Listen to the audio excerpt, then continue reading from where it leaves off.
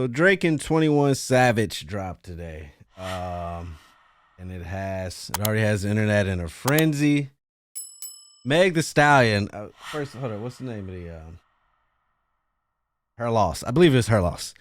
Haven't checked it out yet. I've made videos before. I like to be in this studio, have a sound bar right here with a subwoofer, get in the zone, listen to music the right way, and so I probably listen to it this weekend. But apparently there was a line about there's a few lines. I think he called Serena Williams' husband a groupie, which is funny. And then there was something there insinuating that was about Meg. And then I just saw that Ice Spice chick. He had a line. Like, it's weird. Every time Drake drops, it's almost, or at least these last two, people are jumping to attach themselves to one of his bars. Like, is he that famous that it's almost a benefit to say, oh, that was me? I mean, it seems like it. As soon as somebody claim it, they're on the Shade Room. They're all over it again, talked about. You know what they say, all publicity is good publicity, whatever.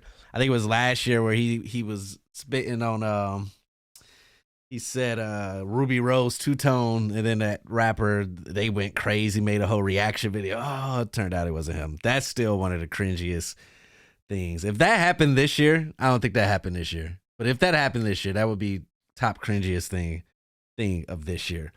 But yeah, they're claiming they was talking about Meg and Tory shooting situation. And I just know, like, from Meg's point of view, maybe she feels like she knows what the truth is. These male rappers are constantly lying. This is what she feels on her and misrepresenting what she says or what she does between her old management, between these artists. And she just feels like she has to. But I was like, every time it's just like, if she responds, if you go look on like Shade Room anywhere, it's just like pages. She's just going, and somebody else say something, reply to that. And I'm just like, why don't you? Again, it's easier said than done if you feel some people are blatantly lying, but it's like, who are you worried about? The court of public opinion? Like, if you know what happened, and you know you're going to be able to prove it where it matters, which is in court, then it doesn't matter what people say out here, I would think, especially when it comes to some illegal situation. But I just kept commenting. I was like, she shares a lot. Like, she just goes in.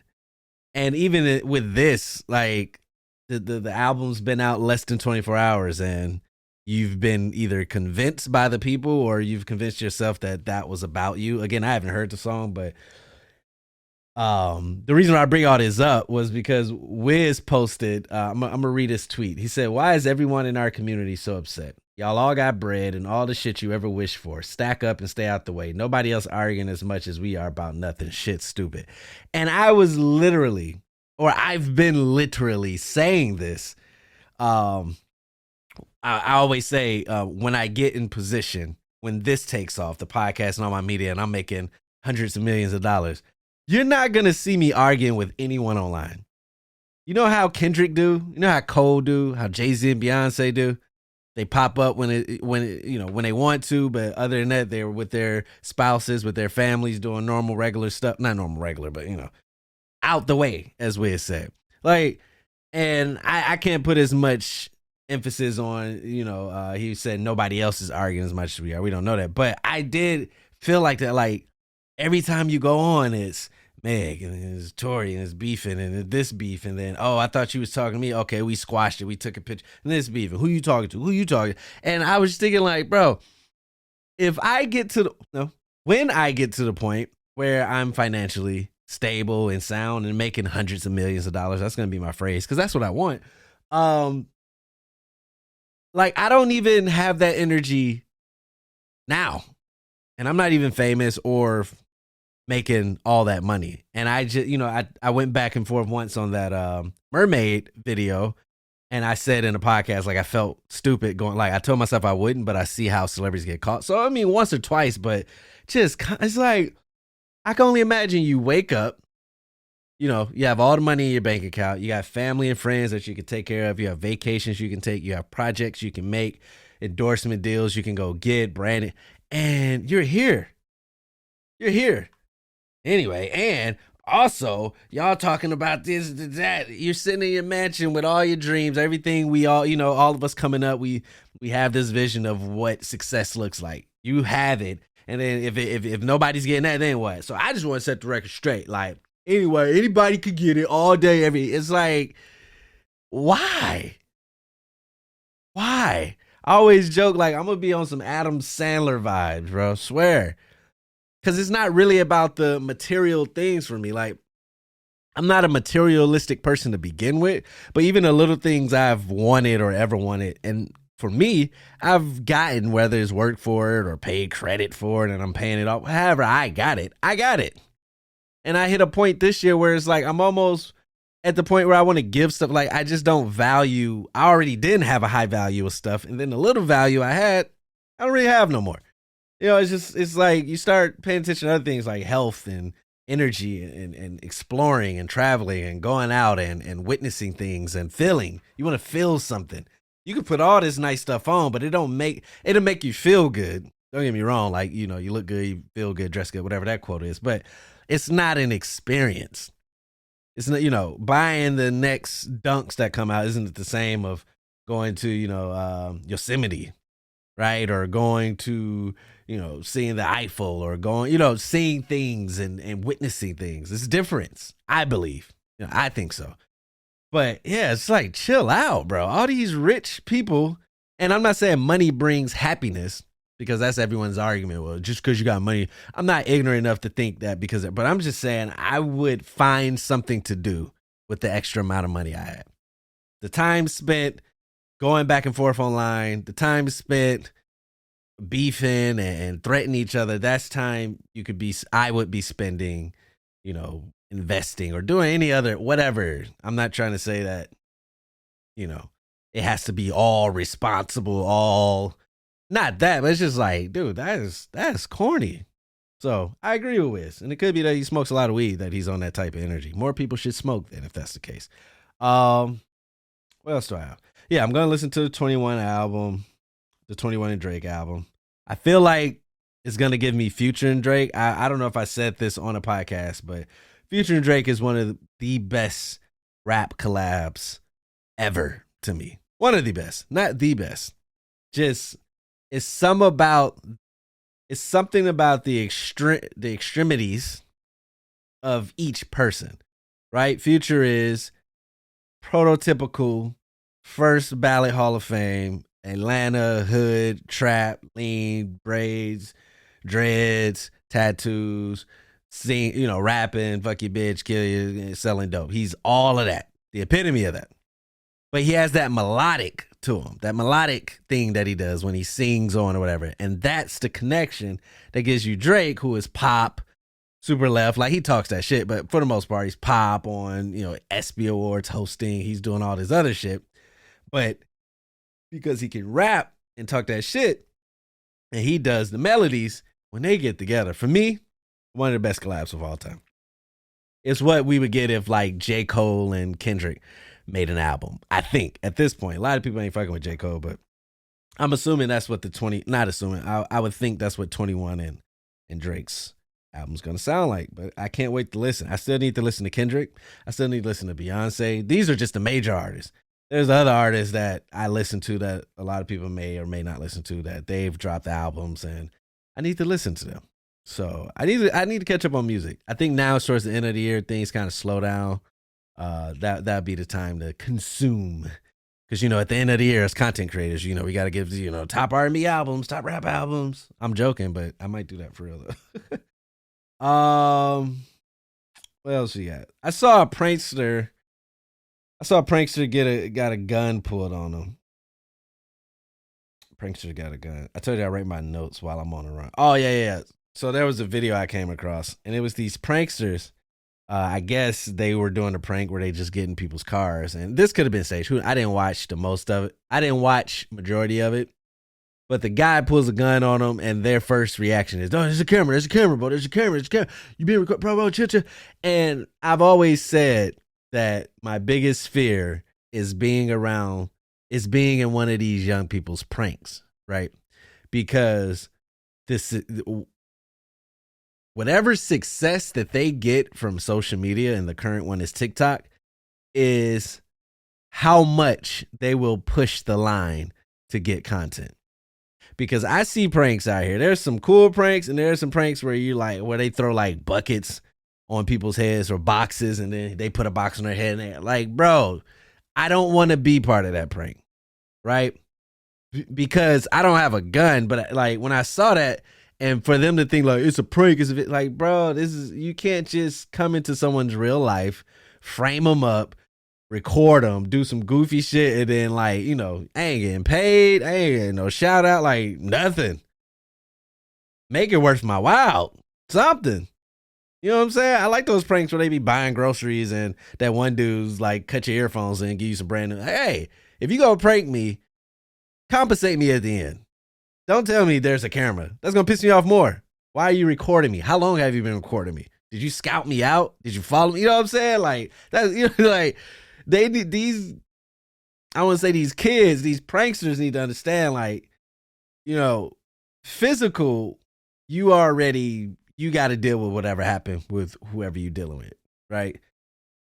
Shouldn't be happening. I know one where a guy dressed up like a big bear and they be throwing stuff. It's like that stuff. So I saw that video and I don't think no one died. I didn't watch it through. I hope no one died or got shot. But I was like, yeah, let these videos go viral so they can kind of understand, like, hey, man, just because you got a camera and a prank don't mean you can just go around messing with people.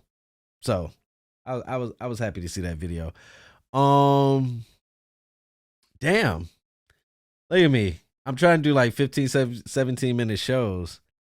And I had a lot. I felt like I had a lot on my list, and I think I kind of went through it kind of fast. Damn, it only got 12 minutes ago. Huh. Let's see. No.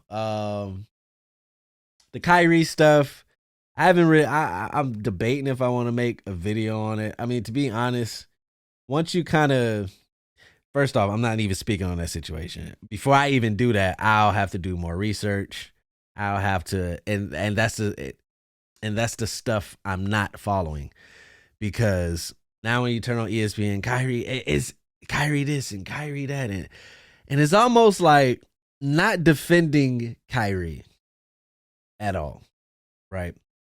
But I was having a conversation with my sister where I was saying that when everybody was okay canceling Trump, Twitter ban that.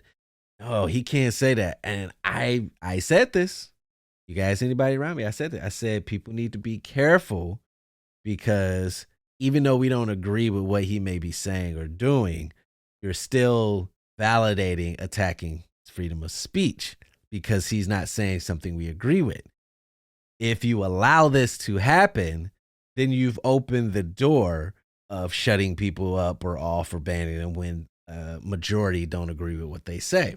And I said, so what's going to happen when it's at your front door and it's something that you strongly believe in, but the majority don't? And now everybody has made it okay to ban you, silence you. You would feel away, right? So I said that, and that's what's happening now. We were talking about the Kanye West situation, and with this Kyrie thing, like, again, not defending Kyrie, but it's almost obvious now. As far as the news go, I've said it before, I don't watch the news, and don't mean, and it's weird because when I say that, people look at you as if like, without the news, how are you aware of what's going on? There are way better, what's the word I'm looking for? Accredited, legit ways to find out what's going on. The news I look at the news the same way I look at anything else on TV. It's entertainment. Family Guy and the news, the same thing to me.